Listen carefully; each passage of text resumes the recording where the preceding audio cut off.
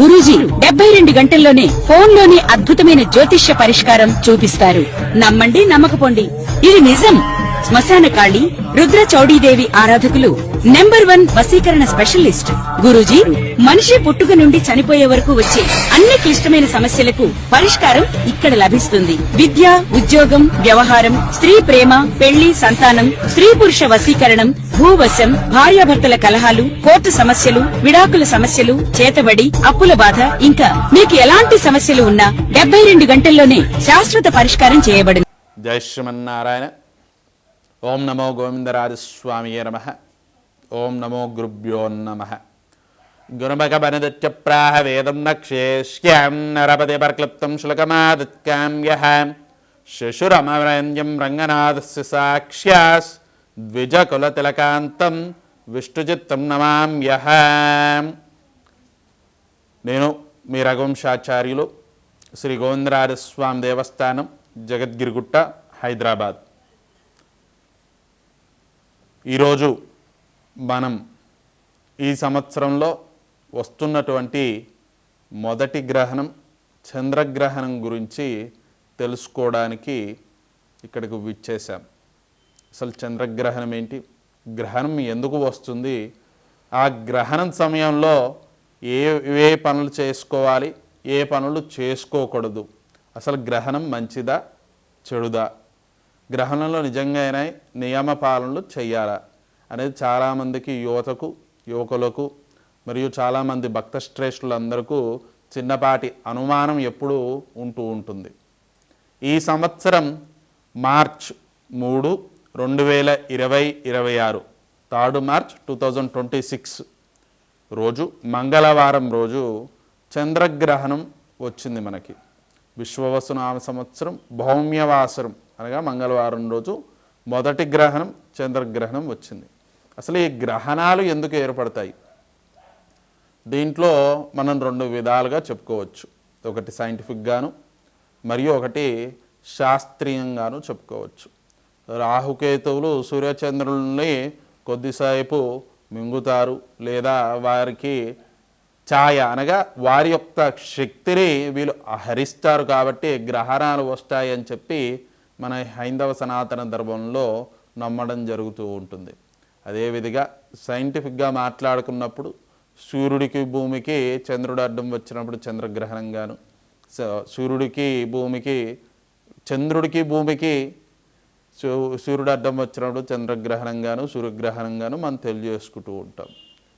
ముఖ్యంగా ఈ గ్రహణ సమయాల్లో ఏం చేసుకోవాలి, ఏం చేసుకోకూడదు, గ్రహణ సమయంలో తినడం లాంటివి చేయకూడదు. ముఖ్యంగా గ్రహణం కంటే ముందు సమయం సూతకాలం అని చెప్పి మన పెద్దలు పిలుస్తూ ఉంటారు. అట్టి కాలం నుంచి అనగా ఆ సూతక సమయం ఎప్పుడైతే మొదలవుతుందో ఆ సమయం నుంచి గ్రహణం విడిచి మన గృహాన్ని, పూజా మందిరాన్ని శుద్ధి చేసుకొని, మన దేహాన్ని శుద్ధి చేసుకొని అనగా తలస్నానం ఆచరించి కొత్తటి వస్త్రాలు అనగా శుభ్రంగా పిండినటువంటి ఉతికినటువంటి బట్టలు వేసుకొని దైవారాధన చేసుకోవడం.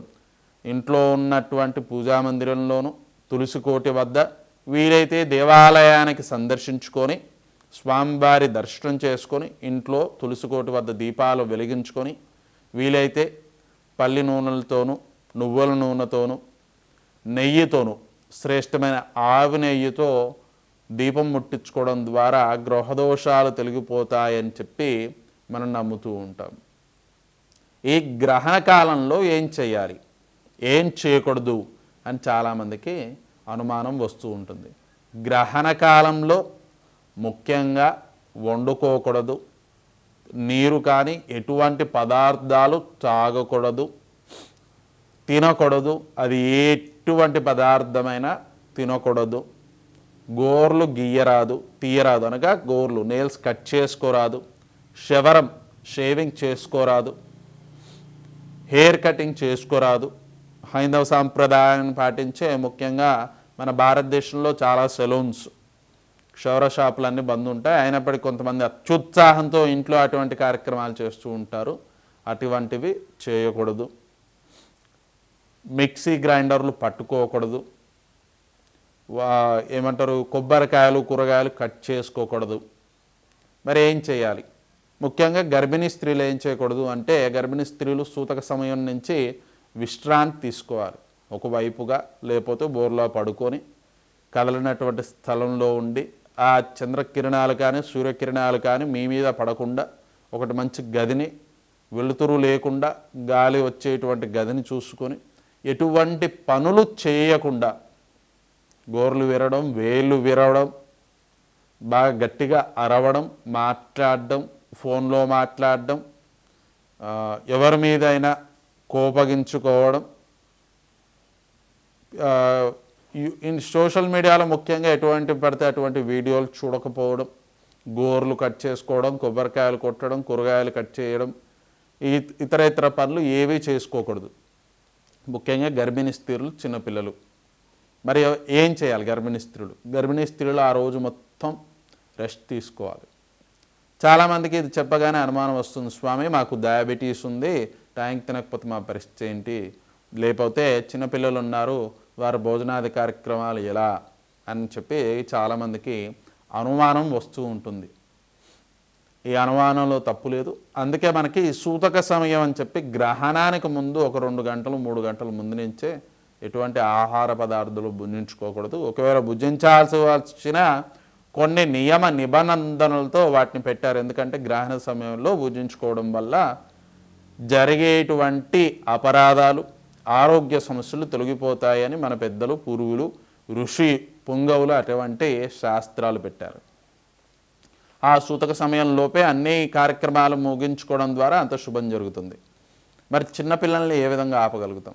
చిన్నపిల్లలకు తల్లిపాలు, ఆవు పాలు 2 మాత్రమే ఇవ్వాలి గ్రహణ సమయంలో. తప్పని పరిస్థితి అయితే మాత్రమే ఘన పదార్థాలు అనగా గట్టి పదార్థాలు, చాలామంది బిస్కెట్లు, కురుకురేలు, ఏమంటారు వాటిని, చిప్స్, అలాంటి పదార్థాలు ఇస్తూ ఉంటారు, పండ్లు లాంటివి ఇస్తారు. అటువంటి పదార్థాలు ఇవ్వడం మంచిది కాదు. గురువుగారు మరి ఇంత ఫాస్ట్ జనరేషన్లో జెన్జీ 2026 సంవత్సరంలో మనం కూర్చొని సైన్స్ ఇంత బాగా మార్పు చెందింది కదా, మరి ఇట్టి సమయంలో ఇలాంటివి నమ్మవచ్చా అని చాలామందికి అనుమానాలు వస్తూ ఉంటాయి. అనుమానాలు రావడంలో తప్పు లేదు, కానీ దానిని నివృత్తి చేసుకోవడము ఉత్తమోత్తమం. ఈ సమయంలో కూడా ఇలాంటివి పాటించవచ్చునా అన్న క్వశ్చన్ కంటే ముందు మనము పూర్వకాలంలో ఇట్టి నియమ నిబంధనలు ఎందుకు పెట్టుకున్నారో తెలుసుకుందాం. పూర్వం మనలాగా టెక్నాలజీ బాగా డెవలప్ అయ్యి లేదు. ఒక విషయం ఒక మనిషి నుంచి ఇంకొక మనిషికి తెలియాలంటే కొన్ని రోజులు, కొన్ని నెలలు పట్టే సమయాలవి. మనకి ఇప్పుడు రాత్రి 12-1 గంటకు కూడా చక్కగా ఫోన్లో టార్చ్లు వేసుకొని స్ట్రీట్ లైట్స్ కింద జీపీఎస్లు, గూగుల్ మ్యాప్స్, యాపిల్ మ్యాప్స్ పెట్టుకొని చక్కగా కావాల్సిన ప్లేస్కి ఓలా, ఊబర్, ర్యాపిడో ఏది కావాలంటే అది బుక్ చేసుకొని సరదాగా వెళ్ళిపోయి వస్తున్న సమయాలు ఇవి. కానీ పూర్వం అలా ఉండకపోతుండే. 5-5:30 ప్రాంతానికే చాలా చీకటి పడ్డట్టు అనిపించేది. 6:30-7 దాటితే ఎటు వెళ్ళడానికి, కదలడానికి కూడా వీలులేనంత చీకటి ఉంటుండే. ఒక మనిషి 6 తర్వాత రాలేదంటే వారి కుటుంబంలో చాలా బాధ, బెంగ, దిగులు ఉండేది. ఎక్కడికి వెళ్ళగలరు, ఎవరిని వెతుక్కోగలరు అని చాలా ప్రశ్నలు ఉండేటివి. ఈ సూర్యగ్రహ చంద్రగ్రహణ సమయంలో ఏమవుతుండే, భూమి మొత్తం ఎక్కడైతే గ్రహణ ప్రభావం ఉంటుందో ఆ గ్రహణ ప్రభావ స్థలంలో చిమ్మటి చీకటి అలుముకుంటుండే. కాబట్టి అట్టి సమయంలో బయటకు వెళితే తిరిగి రాలేరేమో అని, లేదా ఏదైనా క్రూర మృగాల బారిన పడే అవకాశాలు ఉండవచ్చునని చెప్పి మన పెద్దలు అట్టి సమయంలో ప్రయాణాల నుంచి, ట్రావెలింగ్స్ దగ్గర నుంచి అన్నీ అవాయిడ్ చేసుకోమని చెప్పారు. వయసులో ఉన్నవారైనా అంటే యూత్ కావచ్చు, ముసలివారు కావచ్చు, పిల్లలు కావచ్చు, గర్భిణీ స్త్రీలు కావచ్చు, ఇప్పటిలాగా మనకి ఉన్నటువంటి షార్ప్ మెటీరియల్స్ కానీ, కట్టర్స్ అంటే వెజిటేబుల్ మధ్యలో పెట్టి కట్ చేస్తే స్నాచ్ అయిపోయి వెజిటేబుల్ కట్టర్స్ కానీ అలాంటివి ఏం లేవు. దీపాల కింద కిరోసినో, నూనె పెట్టుకున్న చిన్న చిన్న దీపాల కింద ఉండేవారు. కాబట్టి అట్టి సమయంలో ఏదైనా కటింగ్స్ చేస్తే చేతు కాళ్ళు ఏదైనా తెగిపోతే దగ్గరలో వైద్యుడు కూడా ఉండే అవకాశాలు లేవు. కాబట్టి డాక్టర్స్ అవైలబిలిటీ కూడా చాలా తక్కువ. కాబట్టి చాలా నియమ నిబంధనలతో మనని గ్రహణ సందర్భంలో జాగ్రత్త పడేటట్టు చేశారు.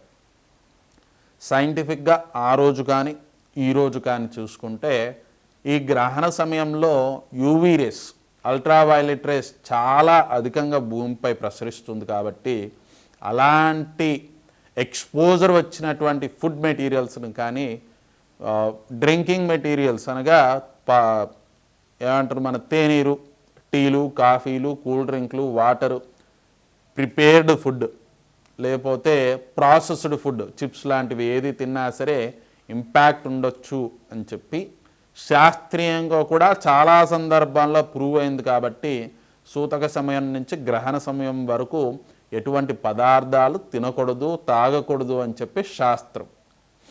మరి ఇప్పుడు చాలామందికి వచ్చే ఇమీడియట్ డౌట్ ఏంటంటే, గురుగారు లైటింగ్స్ బాగున్నాయి, టెక్నాలజీ పెరిగిపోయింది, గ్రహణాన్ని టీవీలలో చూస్తూ ఉన్నాం కదా, మరి ఏంటి అని చెప్పి చాలామందికి డౌట్స్ వస్తాయి. ఇప్పుడు ఎగ్జాంపుల్ మనం చూసుకుందాం, టీవీలో ఒక యాక్సిడెంట్ వీడియో చూస్తూ ఉంటాం మనం. అంటే ఎవరికి ఏదో జరగాలని కాదు, స్వామివారి గ్రహంతో అందరు చల్లగా ఉండాలి, ఎవరికి ఎటువంటి అపాయాలు జరగకూడదు. కానీ ఏదో అనుకోని సందర్భంలో ఏ న్యూస్ ఛానల్లో మీరు చూసి ఇన్స్టాగ్రామ్, యూట్యూబ్ షార్ట్స్లలో ఎక్కడో ఒక యాక్సిడెంట్ వీడియో చూశారు, అది మీ ఏరియా పక్కకే ఉంది, మీ ఇంటి ముందే ఉంది అనుకుందాం. మీరు ఒకవేళ అటువంటి యాక్సిడెంట్ని లైవ్లో చూసినప్పుడు సడన్గా షాక్కి గురవుతారు. చాలామంది ఏం చేయాలో అర్థం కాక భయపడుతూ ఆగిపోతారు. ఎందుకంటే గట్టిగా దెబ్బలు తాకి రక్తం వస్తుండొచ్చు, బండి కొద్దిగా ముక్కలు అవ్వచ్చు, డ్యామేజ్ అవ్వచ్చు, ఏదైనా అవ్వచ్చు. అది టీవీలో చూసినప్పుడు దాని ప్రభావం మీపై తక్కువగా ఉంటుంది. ఎందుకంటే ముందే యాంకర్ పలానా చోట పలానా యాక్సిడెంట్ అయింది, ఈ మెయిన్ రోడ్ ఎగ్జాంపుల్ మన టెంపుల్ దగ్గర తీసుకుందాం, గోవిందరాజస్వామి తిరుమాడ వీధి మీద ఒక బైకు ఆటో గుద్దుకున్నాయి, ఇద్దరికి బాగా గాయాలయ్యాయి, రక్తం కారిపోయింది, ఇమీడియట్గా అంబులెన్స్ వచ్చి తీసుకెళ్ళింది అని చెప్పడానికి నేనే స్వయాన ఆ యాక్సిడెంట్ ముందు నిల్చోవడం భయపడడానికి చాలా డిఫరెన్స్ ఉంటుంది. కాబట్టి గ్రహణాన్ని మ్యాక్సిమం చూడడం కూడా అవాయిడ్ చేయాలి. కానీ నేను ఏదో నేర్చుకోవాలి, నేను ఒక ఆస్ట్రోనాట్ని అవుతాను, లేదో జీవితంలో ఏదో దానివల్ల తెలుసుకుందామని కుతూహలం ఉంటే తెలుసుకోవడం తప్పులేదు. కానీ దానికి కూడా తగు జాగ్రత్తలు తీసుకుని తెలుసుకోండి. మన సైంటిస్టుల దగ్గర నుంచి ఎవరైనా సరే యూవీ ప్రొటెక్టెడ్ గ్లాసెస్ పెట్టుకొని లేదా టెలిస్కోప్ ద్వారా హై రిజల్యూషన్ కెమెరాస్ ద్వారానే గ్రహణాలు వీక్షిస్తారు. కానీ పిచ్చివారి వలె ఏదో హైందవ ధర్మాన్ని ప్రశ్నించాలి, హైందవాలని ఎగతాళి చేయాలని చెప్పి ఏదో చేద్దాం, ఏదో అయిపోతుందని చెప్పి తొందరపడ్డం, ఆగమాగంగా డిబేట్లు పెట్టడం చేస్తూ ఉంటారు. దానివల్ల వాళ్ళకి ఒరిగింది లేదు, దాన్ని ప్రోత్సహించిన వారికి వచ్చింది ఏం లేదు. మా నమ్మకం మాది, మీ నమ్మకం మీది. గ్రహణ సమయంలో విశేషంగా ఇటువంటి నియమ నిబంధనలను పాటించడం ద్వారా చాలా హెల్త్ బెనిఫిట్స్ కూడా ఉంటాయి. మనం గమనిస్తే రోజుకి ఈ జనరేషన్లో ముఖ్యంగా చాలామంది యువకులు 10 సంవత్సరాల నుంచి 50 సంవత్సరాలు వచ్చినంత వరకు కూడా తినడంలో, ఈటింగ్లో ఒక రిస్ట్రిక్షన్ పెట్టుకొని తినడం మానేశారు. ఉదయం లేవగానే తింటారు, అది 7 కావచ్చు, 9 కావచ్చు, 10 కావచ్చు, ఆఫీస్కు 12 గంటలు, అంటే 2 గంటల గ్యాప్లో మళ్ళీ కారులో వెళ్తూ బిస్కెట్లు ఇంకేదైనా ఏమంటారు స్నాక్స్ లాంటివి తింటూ ఉంటారు. ఆఫీస్కి వెళ్ళాక టీమ్ పీపుల్తో లంచ్ అంటారు, మళ్ళీ 2 గంటలు కాగానే మళ్ళీ కాఫీ కావాలి, టీ కావాలి, పిజ్జా కావాలి, బర్గర్ కావాలి, మళ్ళీ ఒక 2 గంటలు మళ్ళీ ఇంటికి రాగానే, లేకపోతే ఇంటికి వెళ్ళే దారిలో క్యాబ్లోనో ట్రావెల్ చేసేటప్పుడు ఆ రోడ్ పట్టి ఉండే మహాపవిత్రమైన పానీపూరీలు, పునుగులు, బజ్జీలు, ఇంకేది కావాలంటే అది తింటారు. మళ్ళీ ఇంటికి రాగానే రైసో, రోటీయో, పరోటానో ఏదో ఒకటి తింటూ ఉంటారు. ఈ గ్యాప్లో మీరు ఆలోచించుకుంటే ఒకప్పుడు మన వాళ్ళు తినేది 2 పూటలు 3 పూటలు, అంటే ఒక ఫుడ్ సైకిల్ మీకు డైజెస్ట్ కావడానికి సైంటిఫిక్గా మాట్లాడుకున్న కనీసం 4.5 గంటలు సమయం పడుతుంది. కానీ మన బాడీకి, మన స్టమక్కి అంత రెస్ట్ ఇవ్వట్లేదు, మన డైజెషన్ సిస్టమ్కి అంత రెస్ట్ ఇవ్వట్లేదు. ప్రతి 2 గంటలు 3 గంటలకు ఏదో ఒకటి కడుపులో వేస్తూ ఉన్నాం. ఏ విధంగా అంటే మన హైదరాబాద్ డ్రైనేజ్లో ఏ విధంగా అయితే పడేస్తూ ఉంటాం, అన్ని చెత్త చెదరం ఎక్కడి నుంచో అన్నీ తీసుకొచ్చి ఆ సిస్టంలో పడేస్తూ ఉంటామో, నీ బాడీలో కూడా ఉన్న డైజెస్టివ్ సిస్టంలో డ్రైనేజ్లో బాగా ఇచ్చి వేస్తూనే ఉంటావు. దానివల్ల చాలామందికి డైజెషన్ ప్రాబ్లమ్స్, మోషన్స్ వగేరా వస్తూ ఉంటాయి. ఇటువంటి హెల్త్ ప్రాబ్లమ్స్ పోవాలంటే ఏం చేయాలంటారు? మీరు నమ్మినటువంటి సైన్స్ ఏం చెప్తా ఉంటుంది, ప్రతి 15 రోజులకు, అంటే 10 to 15 డేస్కి ఒకసారి ఉపవాసం చేయమంటుంది. చాలామంది ఇంటర్మీడియట్ ఫాస్టింగ్ అని కొత్తగా స్టార్ట్ చేసుకున్నారు. అంటే ప్రతి 6 అవర్స్కి ఒకసారి తినాలి, లేకపోతే ప్రతి 2 అవర్స్కి ఒకసారి 100 grams మాత్రమే తినాలని చెప్పి అనుకుంటూ ఉంటారు. సేమ్ అలాంటిదే ఒక 15 to 20 hours ఏం తినకుండా ఉండడం ద్వారా మీ డైజెషన్ సిస్టమ్ చాలా చక్కగా సెట్ అయిపోతుంది. అంటే ఒక్కరోజు గ్యాప్ ఇవ్వడం వల్ల సిస్టమ్ సెట్ అయిపోతుంది. అందుకని ఈ గ్రహణ సమయంలో దాదాపు 4 నుంచి 8 గంటల గ్రహణ సమయం, సూతక సమయం ఉంటుంది. కాబట్టి ఎటువంటి తినడం కానీ తాగడం కానీ చేయకపోవడం ద్వారా మీ డైజెషన్ సిస్టమ్ కొంచెం ఖాళీ దొరికి అది సెట్ అవుతుంది అని చెప్పి మన పెద్దలు ఆలోచించి ఇటువంటి ఒక సిస్టమేటిక్ ఆర్డర్ని తీసుకొచ్చారు. తదుపరి మకర రాశి వారు. మకర రాశి వారికి చాలా మధ్యకంగా ఉంది. అనుకోని ఆటంకాలు, కార్యహానులు అనగా అనుకున్న కార్యక్రమాలన్నీ పోస్ట్పోన్ అవుతూ ఉంటాయి. కాబట్టి అట్టి విషయాల నుంచి బయటపడడానికి హరినామస్మరణ చేస్తూ ఉండండి. ఓం హరాయ నమః, ఓం హరియే నమః అని మంత్రాలు జపిస్తూ ఉండండి. ఆ హరి యొక్క మంత్ర జపం ద్వారా మీ దోషాలన్నీ తొలగిపోతాయి. కొద్ది రోజులు చికాకులు తప్పవు, చిన్న చిన్న ఆరోగ్య సమస్యలు తప్పవు. కానీ ఆ గోవిందరాజస్వామి ఎల్లవేళలా మీ చేతు పట్టుకొని మీతో నడుస్తూ ఉంటాడు. ఆ ఆది పెరమాన్ల యొక్క అనుగ్రహం ఎల్లవేళలా మీపై ఉంటుంది. ఈ రాశివారు ఇంటిని శుభ్రం చేసుకోండి. ఇల్లు మొత్తం గంగా జలాన్ని చిలకండి. నారాయణ నారాయణ నారాయణ గంగా గంగా గంగా పుండరీకాక్ష పుండరీకాక్ష పుండరీకాక్ష అని ఏదైనా ఒక మంత్రాన్ని జపిస్తూ మంచి జలంలో గంగా నీళ్ళు కలుపుకోండి. అలా వీలు కాకపోతే చిటికెడు పసుపు కలిపి, చిటికెడు నువ్వులు కలిపి, దాంట్లో ₹1 బిల్లో ఏదో కొద్దిగా వేసి బాగా కలిపి స్వామి మీ ఇంట్లో ఉన్న దేవస్థానంలో ఉన్నటువంటి అనగా పూజా మందిరంలో ఉన్న దేవునికి చూపించి నమస్కరించుకొని, స్వామి నా గృహంలో ఏదైనా దోషాలు ఉంటే తొలగించు అని చెప్పి నమస్కరించుకొని అట్టి నీళ్ళని ఇంటి మొత్తం, ఇంటి బయట, ఇంటి వెలుపల, ఇంటి మీద చల్లుకొని స్వామి అనుగ్రహం కోసం ప్రార్థించుకోండి. ఈ రాశివారు ఓం నమో భగవతే వాసుదేవాయ నమః, ఓం నమో భగవతే వాసుదేవాయ నమః, ఓం నమో భగవతే వాసుదేవాయ నమః అనే మంత్రాన్ని బాగా జపించుకోండి. ఈ రాశివారు ఆ రోజు కానీ తెల్లవారుజామున సాలగ్రామ దానం చేయడం చాలా మంచిది. వీలైతే వెండిని, నాగదేవత ప్రతిమలో ఉండే వెండిని కానీ చంద్రాకారంలో అనగా చిన్న బిల్ల 1 గ్రాము 2 గ్రాములు బిల్లలాగా ఉండే చంద్రుడి ఆకారంలో ఉండే ఏదైనా బిల్లను దానం చేయడం ద్వారా, అంటే ఎవరికి దానం చేయాలి? బ్రాహ్మణోత్తమునికి, దేవాలయానికి దానం చేయాలి. ఏం దానం చేయాలి? 2 గ్రాములు కానీ 1.25 కానీ, 2 గ్రాములు కానీ 1.25 గ్రాము కంటే తక్కువ ఉండకుండా వెండిని చూసుకొని దానం చేయాలి. ఏ విధంగా దానం చేయాలి? చంద్రాకారంలో ఉండేటువంటిది కానీ, అర్ధచంద్రాకారంలో ఉన్నటువంటిది కానీ, లేని పక్షంలో స్వామివారికి నామాల రూపంలో లేదా అమ్మవారికి నామం రూపంలో వచ్చేటట్టు వెండి ఆకారాన్ని చేయించుకొని దానం చేయండి, మీకు అంతా శుభం జరుగుతుంది. ఓకే, మరి సైంటిఫిక్గా బాగుంది, మేము బెనిఫిట్ అవుతున్నాము అని చెప్పి ఆలోచన చేసిన వారు గ్రహణ సమయంలో పాటిస్తూ ఉంటారు. కొంతమంది అప్పుడే ఇక నాకు జీవితంలో ఇదే ఆఖరి రోజు, లాస్ట్ డే, ఇక ప్రపంచంలో ఉన్న సామాగ్రిని మొత్తం ఇప్పుడే తినాలన్నట్టు రోడ్ల మీద పడి ఏ షాపుకి దొరికితే ఆ షాపుకి వెళ్ళి బిర్యానీలు, పిజ్జాలు, బర్గర్లు, ఇంకా సంవత్సరంలో ఏ రోజు దొరకలేదు అదే రోజు దొరికినట్టు ఏదో చేద్దామని చెప్పి చాలా హెవీగా తినేసి 2-3 రోజులు హాస్పిటల్ పాలవుతూ ఉంటారు. అవి కూడా మన న్యూస్ ఛానల్, చాలా తక్కువ న్యూస్ ఛానల్ చూపిస్తూ ఉంటారు. ఏం పర్లేదు, అట్లాంటివి ఎక్కువ చూపించుకోరు కాబట్టి మనకి ఏం ఇబ్బంది లేదు. సరే, మరి ఇప్పుడు హైందవ సనాతన ధర్మాన్ని పాటిస్తున్న సహోదరి సహోదరులు కావచ్చు, లేదా నిజంగానే చంద్రగ్రహణ ప్రభావం ఉండకూడదని పాటిస్తున్న వేరే వారు అవ్వచ్చు, అనగా హిందూ ఇతరులు ఎవరైనా కావచ్చు.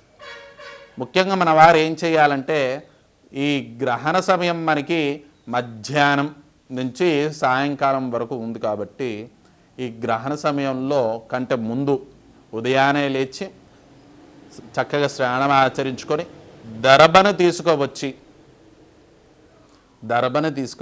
మన దేవాలయం అనగా గృహ దేవాలయం అనగా మన పూజాగదిలో ఆ దర్భను ఉంచడం, నిల్వ ఉంచుకునే పచ్చడ్ల మీద ఆ దర్భను ఉంచడం, నీటి పదార్థాల మీద ఆ దర్భను ఉంచడం, వీలున్న ప్రతి పదార్థం మీద దర్భను ఉంచడం, మన గృహం మీద కొద్దిగా దర్భను ఉంచడం. దర్భ అనగా గడ్డి, సాక్షాత్ గడ్డి శ్రీమన్నారాయణ యొక్క స్వరూపము లేదా శ్రీమన్నారాయణ యొక్క వెంట్రుక స్వరూపంగా భావిస్తూ ఉంటాం మన హైందవ ధర్మంలో.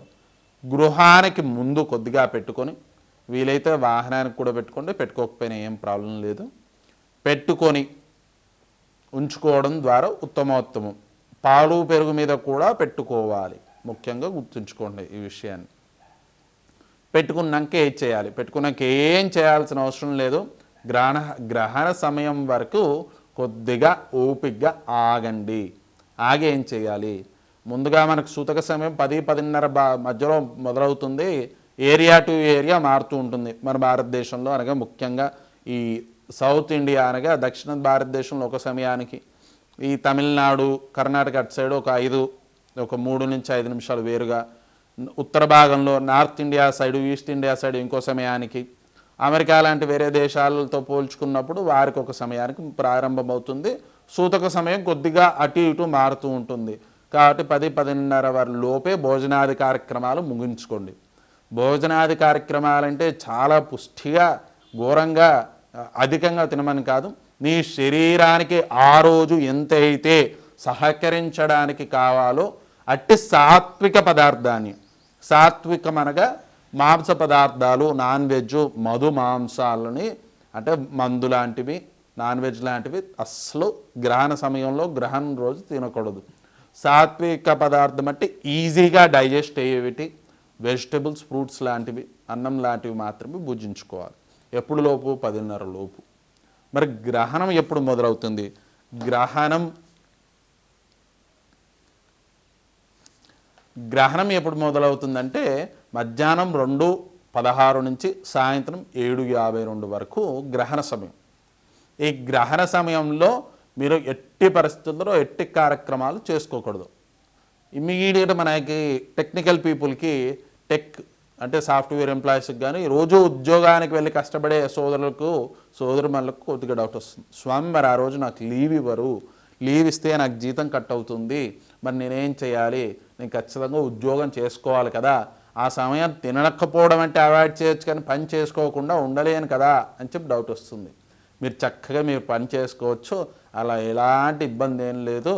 ఎందుకంటే కష్టం చేసేవారు కూడా అనగా డైలీ లేబర్లు కూడా వారు ఆ రోజు ఆ కార్యక్రమం చేసుకోవచ్చు.